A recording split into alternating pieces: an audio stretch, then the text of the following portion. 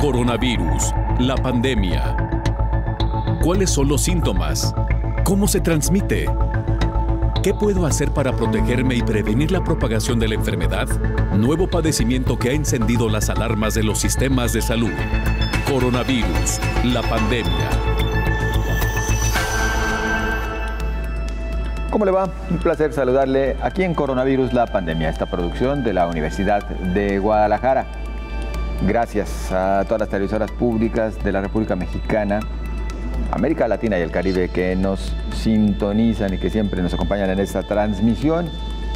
Gracias también a usted que, además de seguirnos durante todo el programa, nos envía sus comentarios a través de las redes sociales, mismas que, como siempre, ponemos a su disposición: Facebook y Twitter, Canal 44 TV, Canal 44 TV.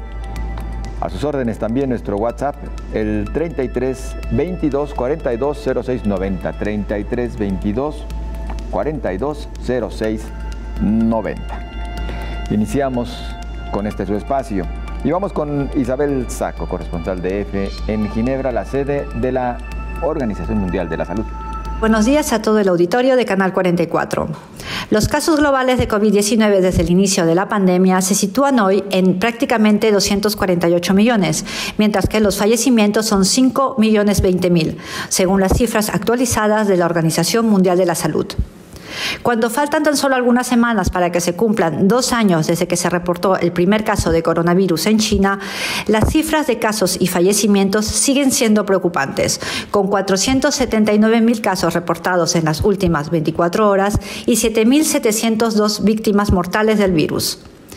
Frente a la nueva ola de casos en Europa, la OMS ha recordado que estar vacunado no significa estar perfectamente protegido al 100%, aunque también hay que destacar que los nuevos casos se dan sobre todo entre personas no vacunadas. Europa concentró la semana pasada la mitad de los nuevos contagios en todo el mundo, aunque en esta ocasión la propagación del virus no está acompañada, al menos de momento, de hospitalizaciones masivas. No obstante, los expertos de la Organización Mundial de la Salud han dicho que la situación es preocupante, ya que los sistemas sanitarios de muchos países están exhaustos tras 22 meses de soportar la pandemia. En Alemania se han registrado por segundo día consecutivo un nuevo máximo diario de contagios, con 37.120 nuevas infecciones, más de 3.000 casos que el día anterior, mientras que la cifra de muertos asciende a 154 en un día. Según las autoridades alemanas, 1/3 de los hospitalizados con coronavirus habían recibido la pauta completa de vacunación. La prestigiosa revista Science acaba de publicar un estudio que indica que la eficacia contra la COVID-19 de las vacunas de Pfizer, Moderna y Janssen disminuye con el tiempo, algo que de todos modos los científicos habían previsto desde el principio. Se ha establecido que en un plazo de 8 meses la eficacia media de las 3 vacunas cayó de un 87,9% a un 48,1%, siendo la vacuna de Janssen la que más perdió. Reportó desde Ginebra para el programa Coronavirus, la pandemia, Isabel Saco. Pacientes críticos con COVID-19 en unidades de cuidados intensivos tienen mayor riesgo de desarrollar lesión renal aguda y más de la mitad requerirá algún tipo de terapias de reemplazo renal. La COVID-19 mantiene el telón abierto de varias enfermedades que con el paso del tiempo podrían generar una crisis sanitaria de no tratarse a tiempo.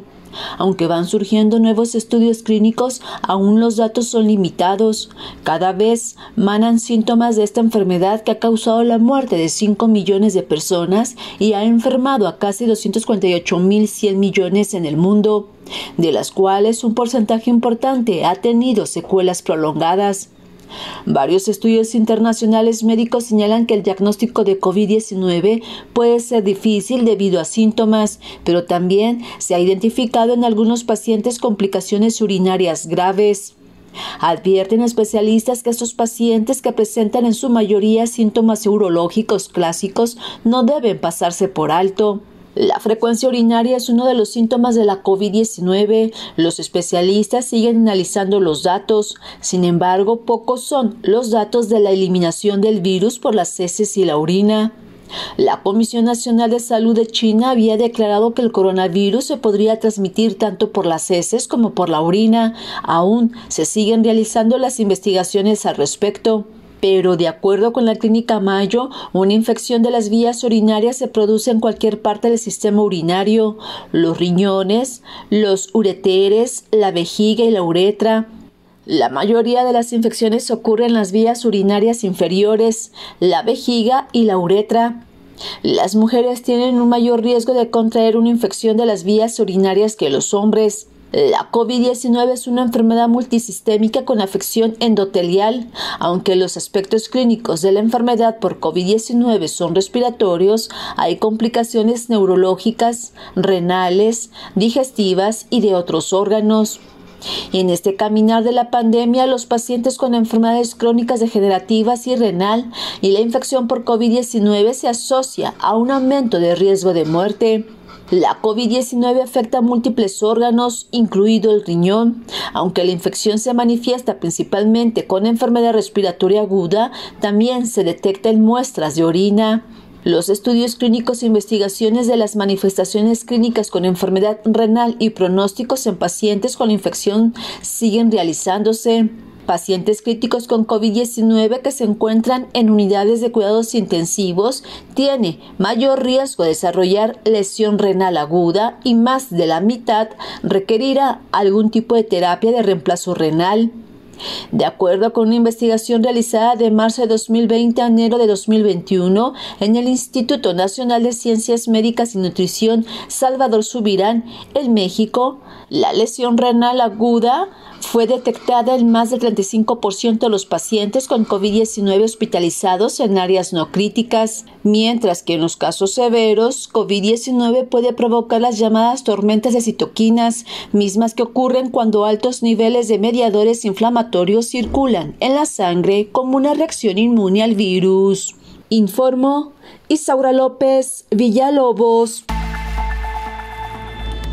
El infectólogo Héctor Raúl Pérez Gómez advierte que los pacientes con daño renal crónico avanzado tienen mayor riesgo de infección grave e incluso de morir por COVID-19. La afectación al funcionamiento del riñón en pacientes que tuvieron COVID, particularmente quienes tuvieron COVID grave o crítico, el riñón puede tener sufrimiento importante durante esos episodios más agudos y las personas pueden tener lo que llamamos insuficiencia renal aguda. Pero también recordemos que un alto porcentaje de quienes sufren COVID grave tienen comorbilidades, enfermedades preexistentes como diabetes, hipertensión, que son enfermedades que van generando daño progresivo al riñón a lo largo de los años y que cuando viene una enfermedad como COVID-19 pueden agravar el deterioro de esa función renal y finalmente empezar con lo que conocemos como insuficiencia renal crónica o crónica agudizada. La insuficiencia renal se clasifica en estadios, dependiendo de un parámetro conocido como filtración glomerular o tasa de filtración glomerular. Y los pacientes que tienen diabetes de más de 10 años de evolución o hipertensión de más de 10 años de evolución, en su mayoría tienen algún grado de afectación renal. Viene entonces una patología tan severa como COVID que puede agravarse ese deterioro que viene ocurriendo. ¿Por qué COVID puede generar daño renal significativo? La razón más aceptada es que las células renales, tanto de los vasos sanguíneos que llegan al riñón, como también las células propias del tejido renal, tienen un receptor conocido como enzima convertidora de angiotensina tipo 2.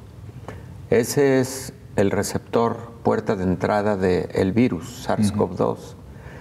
Y entonces estas personas pueden tener inflamación aguda del riñón que los puede llevar a este deterioro agudo. Esa es una razón, pero hay otras también importantes. Por ejemplo, el paciente que tiene COVID grave o COVID crítico puede sufrir de caídas de la presión arterial, es decir, hipotensión arterial. Y esas disminuciones importantes de la presión arterial durante la fase más aguda o crítica se conocen como estado de choque, que puede ser reversible o puede ser refractario. Y la disminución en la presión arterial puede llevar a una disminución también en la irrigación sanguínea al tejido renal o hipoperfusión renal, y eso también generar deterioro de la función de estos órganos tan importantes como son los riñones. Entonces, es importante que en los pacientes con COVID se esté monitoreando continuamente la función renal, sobre todo en los pacientes hospitalizados por COVID. Además, las casuísticas nos dicen lo siguiente. Cuando se tiene insuficiencia renal crónica en una de las fases avanzadas, por ejemplo de estadio 3 en delante, el riesgo de morir por COVID, sobre todo por COVID grave, se incrementa en 4 veces comparado con la población general. De hecho, las casuísticas de México sugieren que el riesgo de fallecimiento por COVID en pacientes con daño renal crónico avanzado estuvo por arriba del 40%, así de ese gran tamaño.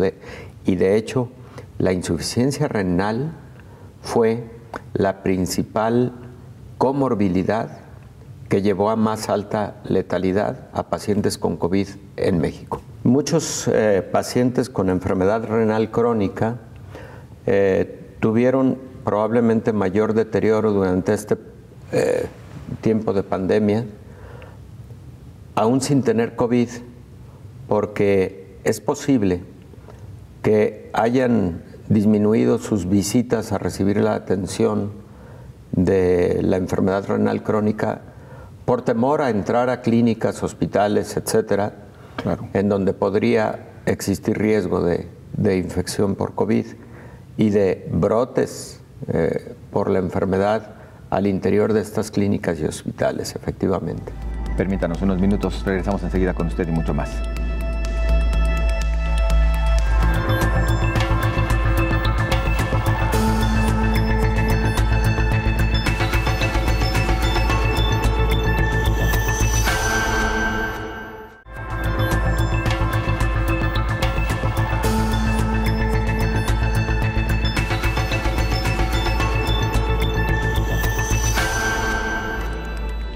Agradecemos que continúe con nosotros en Coronavirus, la pandemia.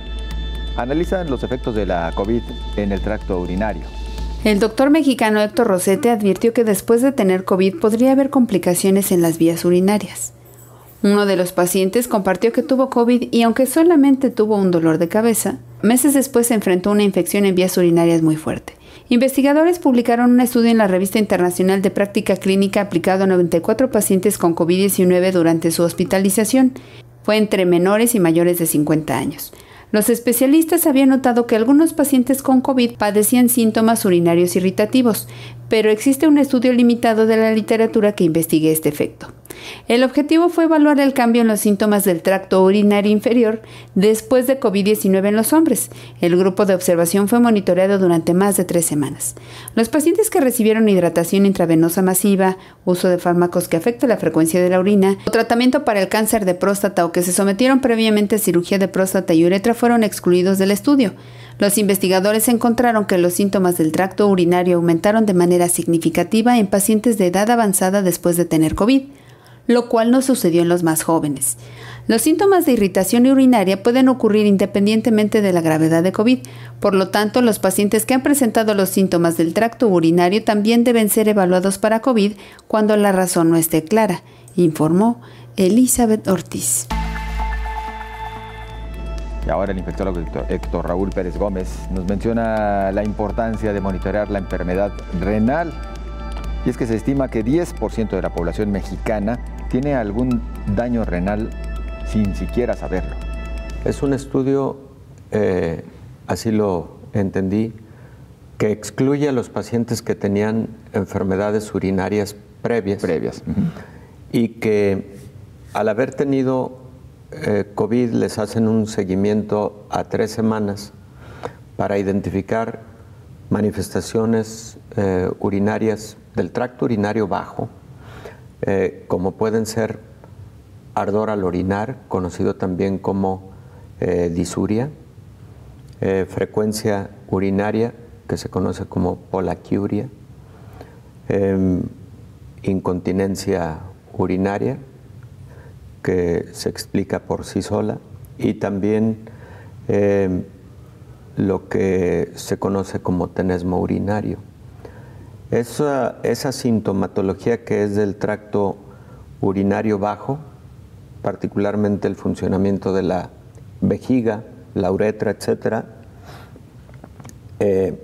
al analizarlo, entiendo que hubo manifestaciones más frecuentes en los pacientes con COVID comparativamente con un grupo control. Así percibí el estudio, yo no lo he leído, no lo conozco, pero ahí habría que analizar si todos fueron pacientes hospitalizados y, por ejemplo, tuvieron sonda urinaria, porque eso también puede ser una variable distractora de los resultados, de los hallazgos.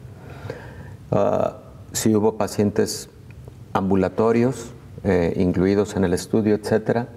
Y esto lo comento porque muchos pacientes que por diversos motivos son hospitalizados fuera de COVID y que tienen la necesidad de colocación de una sonda urinaria pueden tener, después de estos episodios, manifestaciones urinarias del tracto bajo que pueden estar relacionadas con el haber tenido la sonda o con infecciones urinarias asociadas a ese catéter, asociado a la sonda, y no necesariamente derivar de la patología que llevó al paciente a hospitalización, como en este caso COVID, claro, ¿no? Siendo un procedimiento invasivo deja una consecuencia. Es correcto. Entonces, si se controlaron esas variables, indudablemente que el estudio es interesante, porque entonces nos sugiere que no es tan poco frecuente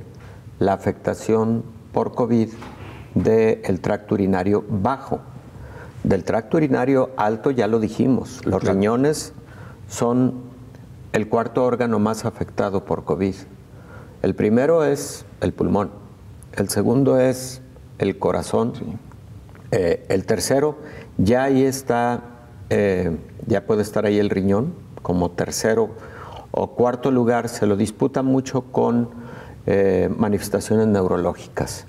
En algunas casuísticas ocupa el cuarto lugar y el tercer lugar las neurológicas, y en otras se invierte, pero ahí están compitiendo por el tercero y cuarto lugar el riñón y el sistema nervioso central.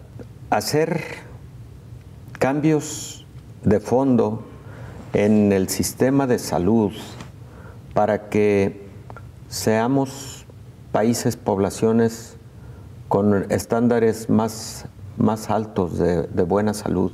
Mira, se estima que en México al menos el 10% de la población total tiene algún grado de daño renal.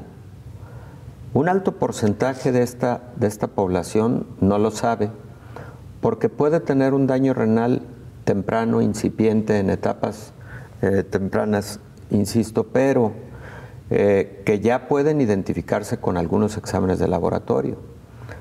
No todos tenemos la disciplina de hacer exámenes de laboratorio con la periodicidad que debiéramos como parte de un chequeo de nuestra salud. Cantidad. Claro. Pero México es uno de los países con índices más altos de insuficiencia renal crónica, que requiere de hemodiálisis o de diálisis, o que requiere incluso de un trasplante renal. ¿Por qué motivo? También porque México es uno de los países con índices más altos de diabetes, 12% de su población adulta. Porque México es uno de los países con hipertensión arterial, con índices más altos de esta patología. Y las dos principales patologías que en el adulto llevan a insuficiencia renal crónica son diabetes e hipertensión.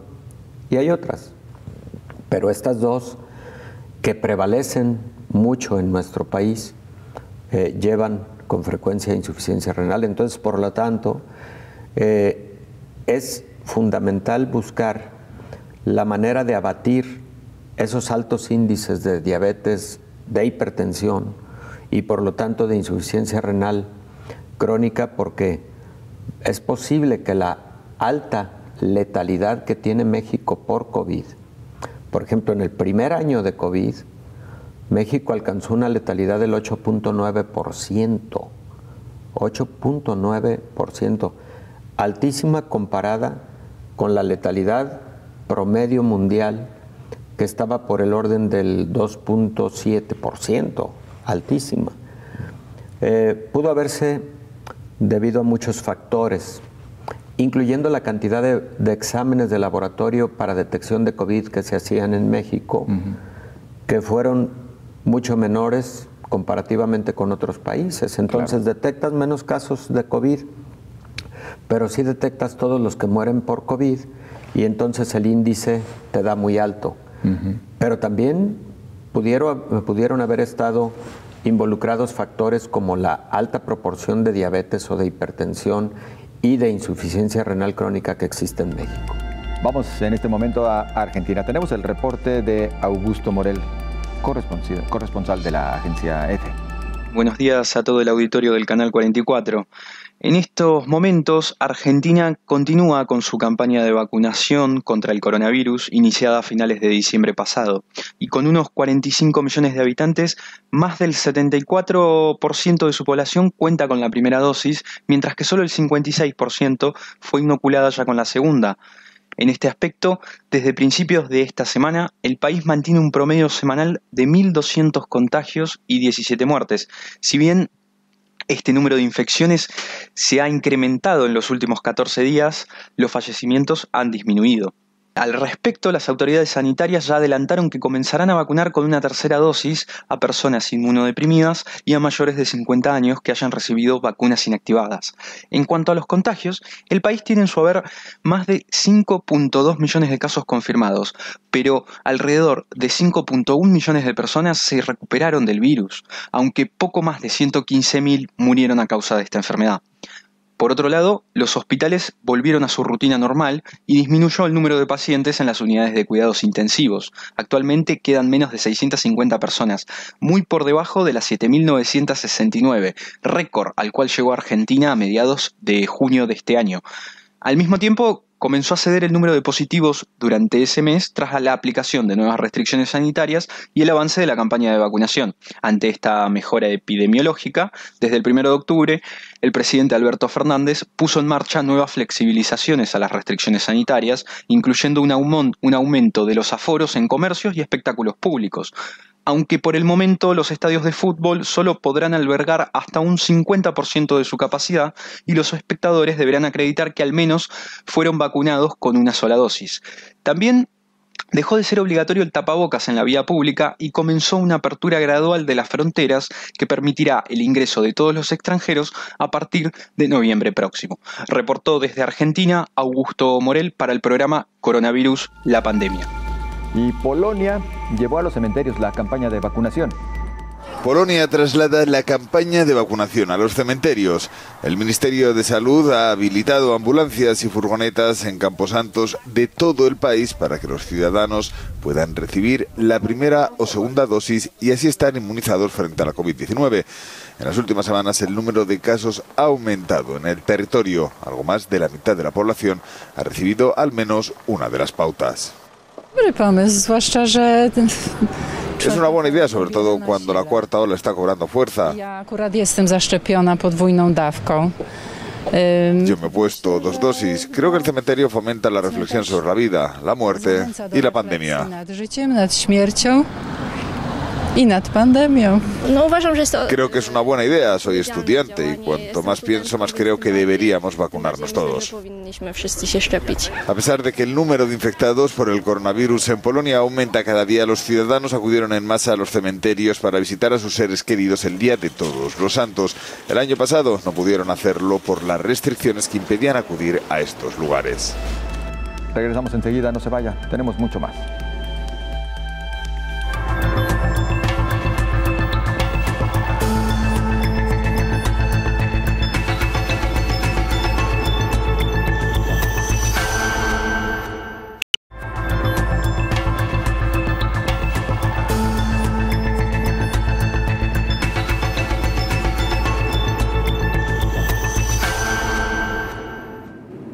Recuerde que estamos a sus órdenes a través de las redes sociales y para ello puede usted ingresar, consultar información en cualquiera de los ámbitos, particularmente este que tiene que ver con la COVID-19 y hacernos llegar sus comentarios. Facebook y Twitter, Canal 44 TV.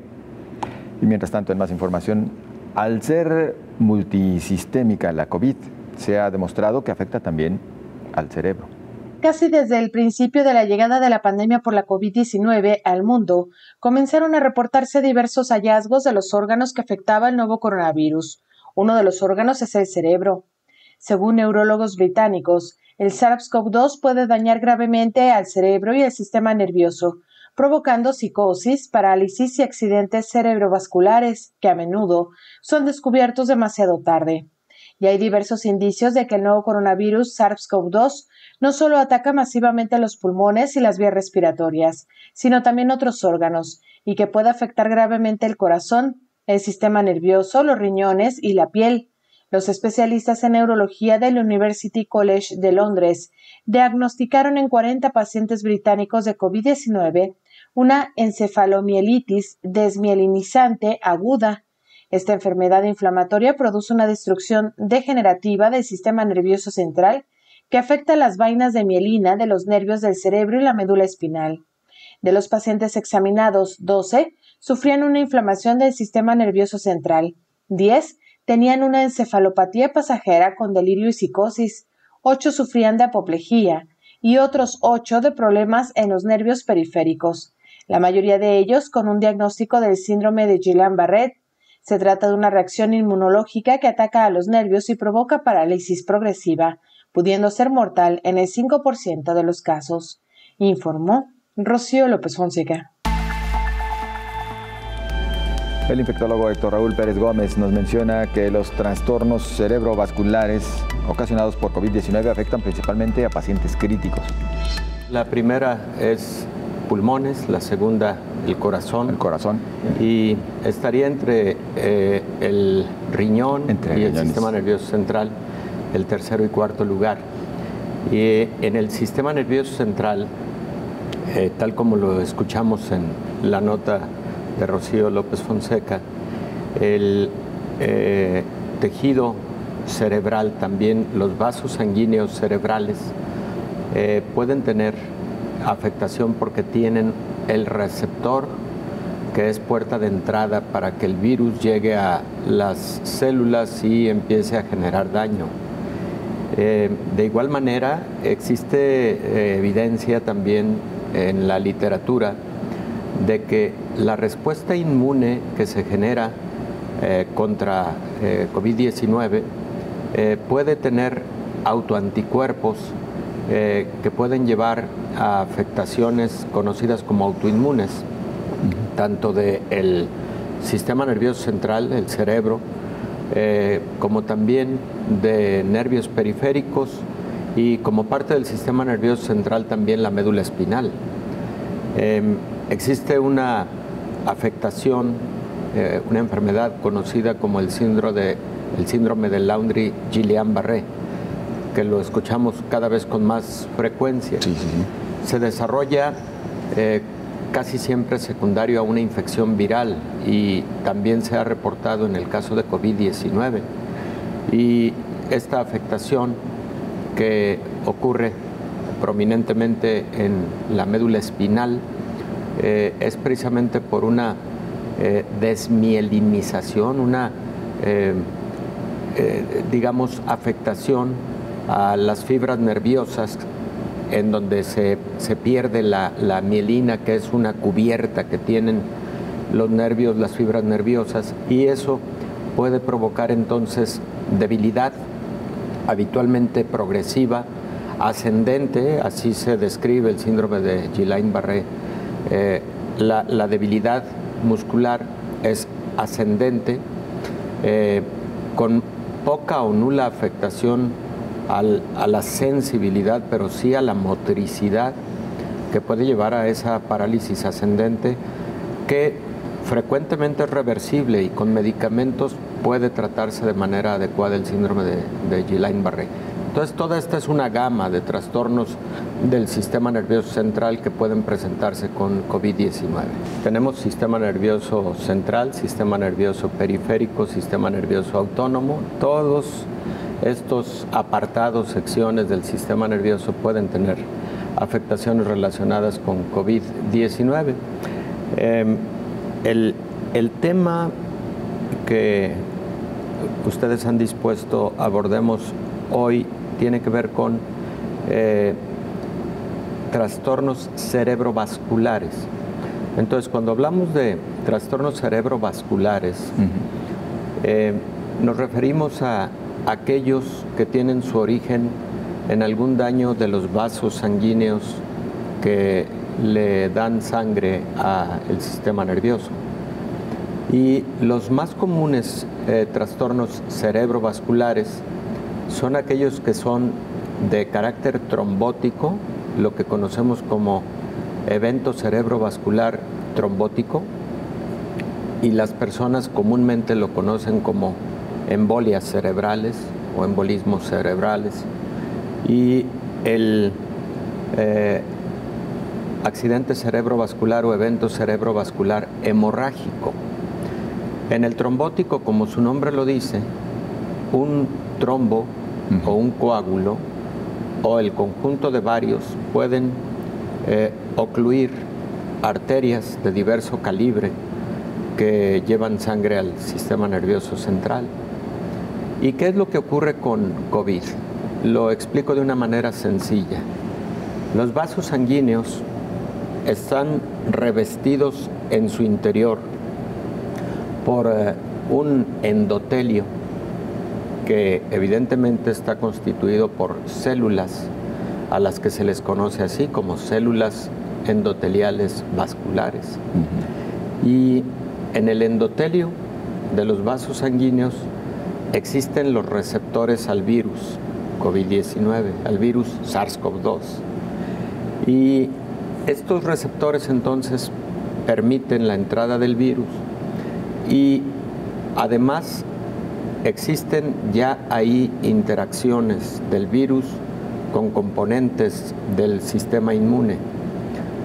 Al aparecer la respuesta inmunológica y al aparecer la inflamación del endotelio del que estamos hablando en el vaso sanguíneo, pueden aparecer sustancias que se liberan en estas células conocidas como factores activadores plaquetarios, y eso genera que otras células del torrente sanguíneo conocido como plaquetas se acumulen en un punto, se acumulen también fibrina, y este cúmulo de plaquetas con fibrina pueden generar un coágulo, un trombo, que tapa el vaso sanguíneo, y ahí viene lo que conocemos como evento cerebral trombótico.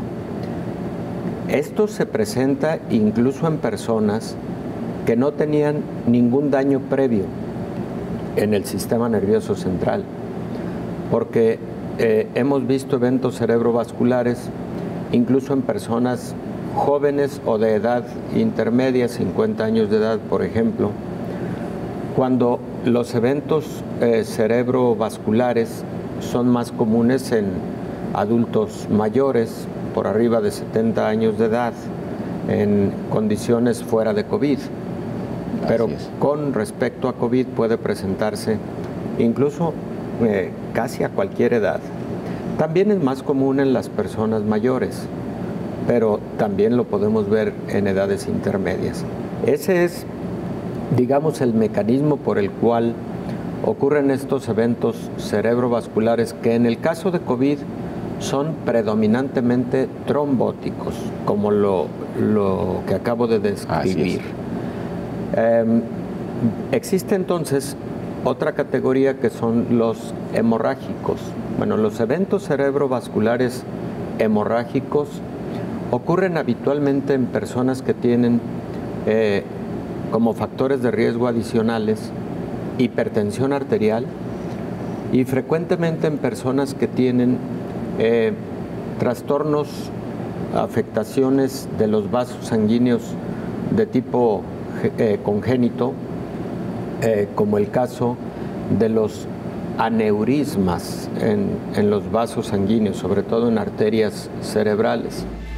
Diversos estudios coinciden en relacionar la COVID-19 con el accidente cerebrovascular.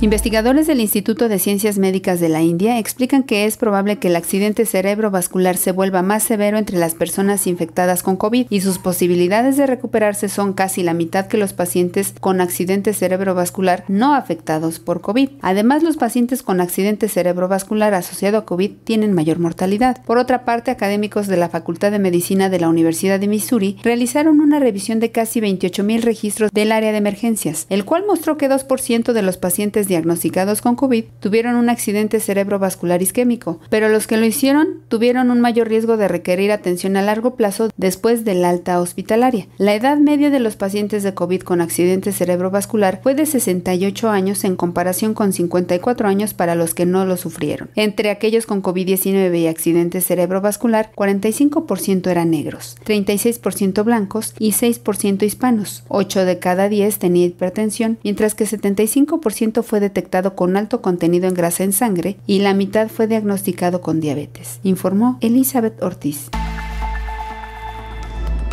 Momento de conocer la situación en Turquía por causa de la pandemia y para ello vamos con Lara Villalón, corresponsal de la agencia EFE. Buenos días a todo el auditorio de Canal 44.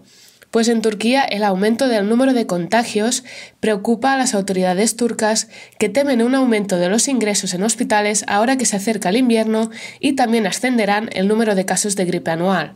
Desde hace aproximadamente un mes, el número de infectados diarios es de 24.000 casos detectados, mientras que cada día mueren unas 200 personas por COVID en toda Turquía. El ministro de Sanidad, Fahrettin Koca, mostró una especial preocupación por las mujeres embarazadas, cuyo ratio de vacunación es muy bajo por temor a posibles efectos secundarios de la vacuna. Koca alertó que en lo que va de año han fallecido un 50% más de mujeres embarazadas con COVID que en todo el año 2020 y que el 99% de casos detectados son de mujeres embarazadas que no se habían vacunado aún. Por otro lado, las autoridades siguen incentivando al resto de la población para que se vacune y el 50% de la ciudadanía ya se ha inoculado con las 2 dosis de la vacuna. Reportó desde Turquía Lara Villalón para el programa de coronavirus La Pandemia. Regresamos enseguida con usted y más información aquí en Coronavirus, La Pandemia.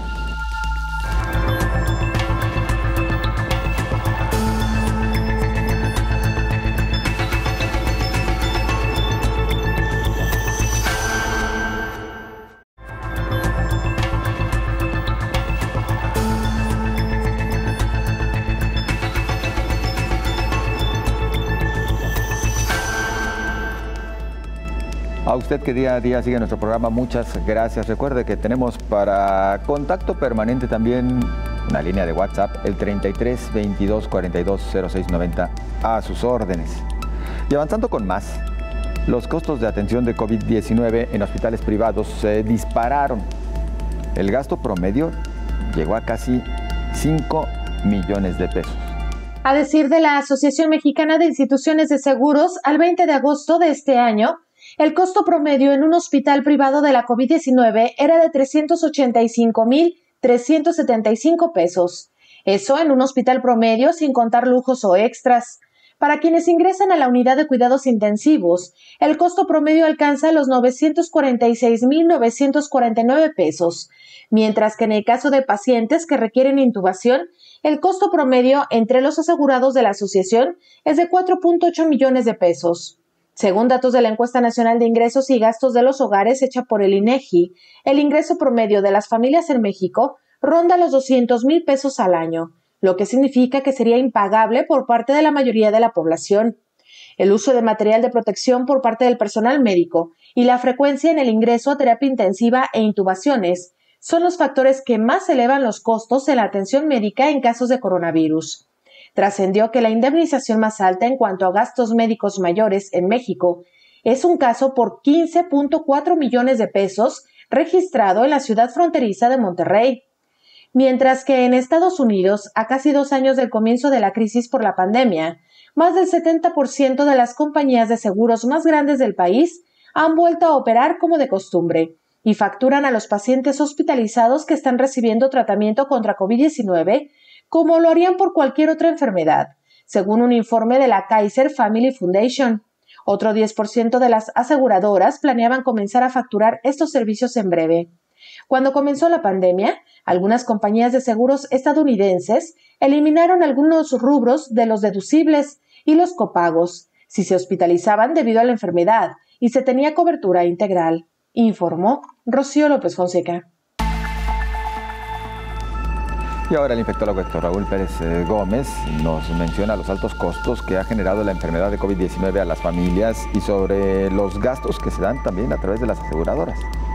La COVID-19 en pacientes graves y críticos representa un verdadero descalabro a la economía de una familia y precisamente el tener un seguro de gastos médicos, bueno, se convirtió en muchos momentos en una tabla de salvación, pero también vinieron momentos en que las aseguradoras estuvieron, me voy a atrever a decirlo, muy a la defensiva en cuanto a la cobertura de estos servicios, porque recordemos que en muchos casos, bueno, el paciente tuvo que entrar a unidades de cuidados intensivos, tuvo que entrar a recibir fármacos, ojo con esto, porque esa fue y sigue siendo una de las grandes controversias entre quienes han adquirido un seguro de gastos médicos mayores y la propia aseguradora. La utilización de ciertos fármacos, sobre todo, por ejemplo, medicamentos inhibidores de citocinas, que tienen altos costos, como el tocilizumab, argumentando las aseguradoras que no había todavía suficiente evidencia científica en la literatura para su utilización, y así como tocilizumab, algunos anticuerpos monoclonales. Y es que la literatura científica va publicando los hallazgos que se van teniendo de manera emergente. Estamos ante una pandemia que pues no dio tiempo, claro, que generó condiciones de estar sacando a la luz la evidencia científica que se iba generando en el día a día. Y entonces ese tipo de fármacos, las aseguradoras que tienen altos costos, en muchos momentos lo señalaron como no cobertura, y los usuarios contratantes de seguros de gastos médicos tuvieron que hacerse cargo directamente de su bolsillo cuando se utilizaban medicamentos de esta naturaleza. Y nosotros, como médicos, pues un poco en medio de ese escenario, porque nosotros en muchos momentos consideramos que necesitábamos esos fármacos, los prescribimos, ahora están como parte de las guías internacionales. Por ejemplo, en qué momento puedes utilizar tocilizumab, en qué momento puedes utilizar baricitinib, en qué momento puedes utilizar Bamlanimab, en qué momento puede, esos fármacos que cuestan mucho. Y ahora viene, recordemos esta parte también, ya autorizados algunos medicamentos para manejo ambulatorio con una alta eficacia. Ya lo aprobó, por ejemplo, Reino Unido, Molnupiravir, que por cierto va a costar aproximadamente unos $700, su equivalencia, ¿no? Y para el caso de México estamos hablando de unos 14,000 pesos. Sí. No va a estar al alcance de todas las personas como se quisiera, pero también hay anuncios de que posiblemente Merck le dé apertura a su formulación para no tenerlo en la llamada exclusividad de patente y de esa manera que los costos pudieran ser menores, pero además que pudiera haber una producción mayor a nivel mundial para beneficiarse, por ejemplo, de este fármaco en particular, claro, que por ahora parece ser el más promisorio de los que serían tomado vía oral y que sería para manejo de pacientes ambulatorios. Doctor, y bueno, esto por una parte, los altos costos para la atención de pacientes con COVID-19, pero no todo queda ahí, porque también se encareció la atención de otras enfermedades.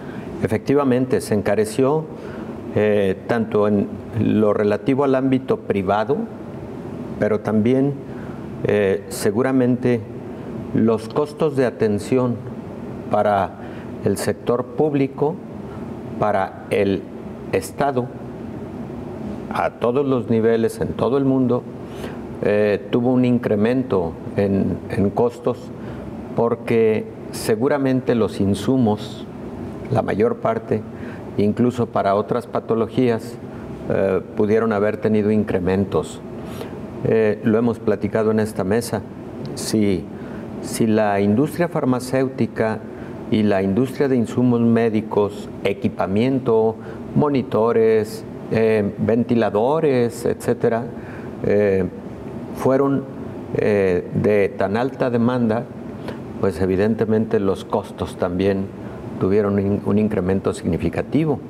Digo, lo vimos hasta en lo cotidiano, en pacientes ambulatorios que requirieron oxígeno en casa y que hubo momentos en los que tuvieron que o rentar o adquirir un concentrador de oxígeno o un tanque de oxígeno, en donde ocurrió una muy lamentable especulación, sí, porque hasta 5 veces el costo real se incrementó, así de ese tamaño fue la especulación, y las personas, bueno, tenían que ver cómo salir adelante con una necesidad tan apremiante como esa, ¿no?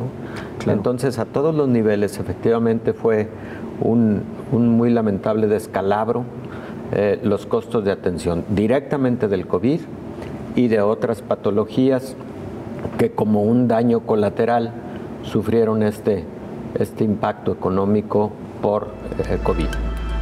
Desde Ucrania, Fernando Salcides, corresponsal de EFE, nos ofrece el siguiente reporte.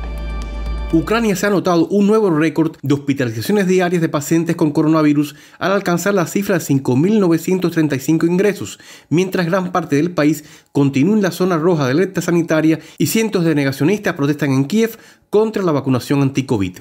Durante la última jornada se detectaron 23.393 nuevos contagios y fallecieron 720 personas, cifras cercanas a los máximos de finales de octubre, que superaron los 26.000 casos y llevaron a las autoridades ucranianas a declarar zonas rojas en 15 de las 24 regiones del país, el segundo del mundo con más muertes diarias, solo por detrás de Rusia. Pese a la gravedad de la situación, varios cientos de negacionistas de personas que se oponen a las nuevas restricciones impuestas en Kiev para los no vacunados salieron a protestar en la capital ucraniana. Los manifestantes, todos sin mascarillas, bloquearon la calle frente al Parlamento de Ucrania y el Gabinete de Ministros para exigir el cese de las restricciones sanitarias y evitar la vacunación. Entre gritos de no a los pasaportes COVID, no al fascismo COVID, no a los experimentos en niños, los manifestantes cerraron el paso de los vehículos en 9 calles del barrio gubernamental para que los diputados tuvieran que llegar a pie al legislativo bajo la lluvia. El ministro de Sanidad ucraniano, Víktor Ляшко, calificó la protesta como una burla y un insulto a los trabajadores de la salud y las personas que perdieron a sus seres queridos durante la pandemia.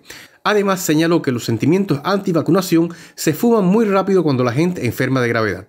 Aunque se observe un incremento en la vacunación en Ucrania debido a la grave situación sanitaria, la renuencia a vacunarse sigue muy extendida. En total, se han inoculado la pauta completa de las vacunas anti-COVID cerca de 7,6 millones de los 44 millones de ucranianos, poco más del 17% de población. Reportó desde la vecina Rusia para el programa Coronavirus La Pandemia, Fernando Salcines. Bueno, y para despedirnos, escuche usted el primer rascacielos del mundo capacitado para pandemias y en particular para la COVID-19. Estará en Florida.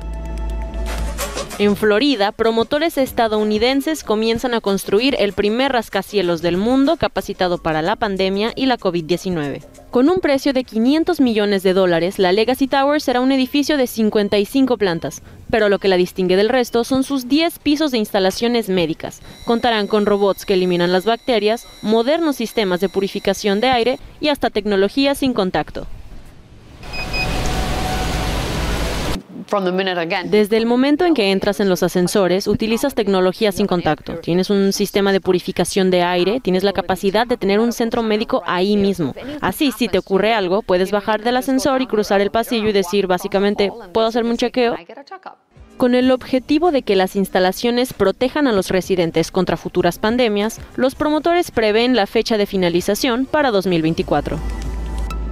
Llegamos así al final de nuestro programa de hoy. A usted muchas gracias. Nos vemos y nos escuchamos mañana.